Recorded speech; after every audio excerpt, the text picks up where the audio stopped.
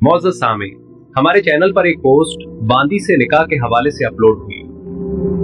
बहुत सारे लोगों ने कमेंट्स भी किए।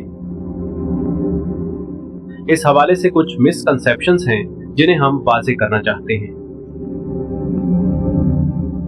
सूरतुल मोमिनून की आयत नंबर 5 और 6 में है, वल्लज़ीना हुम लिफुरूजिहिम हाफ़िज़ून इल्ला अला अज़वाजिहिम औ मा मलकत अयमानुहुम फ़इन्नहुम गैरु मलूमीन, कि और वो लोग जो अपनी शर्मगाहों की हिफाजत करते हैं सिवाय अपनी बीवियों या अपनी मलकियत में मौजूद कनीजों के साथ, तो ऐसे पर कोई मलामत नहीं। उलमा का इत्तफाक है कि आयत में मा मलकत ऐमानुहुम का हिस्सा सिर्फ उस वक्त के गुलामी के निज़ाम के लिए था जो अब खत्म हो चुका है, इसलिए ये हुक्म सिर्फ उस वक्त के हालात के लिए था।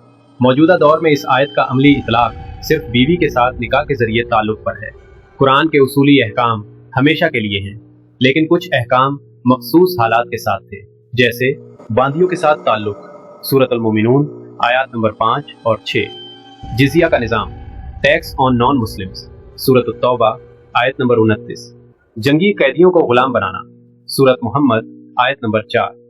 इस्लाम ने गुलामी को पसंदीदा अमल नहीं बनाया बल्कि आज़ादी को अफजल करार दिया। सूरतुल माइदा आयत नंबर 89। आज के दौर में ये अहकाम अमलन नाफिज नहीं, क्योंकि वो हालात खत्म हो चुके हैं।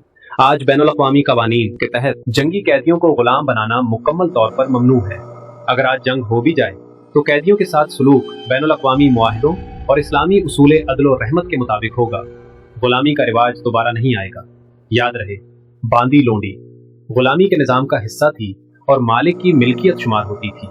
आज के दौर में घर पर काम करने वाली मासी का ताल्लुक सिर्फ काम और उजरत तक महदूद है।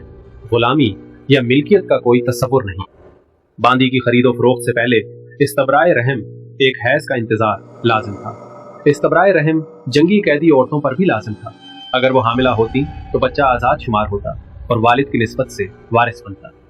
जंगी कैदी औरतों की तकसीम एक रियासती निज़ाम के तहत होती थी, जिसे अमीर लश्कर कंट्रोल करता था, ना कि हर शख्स अपनी मर्जी से।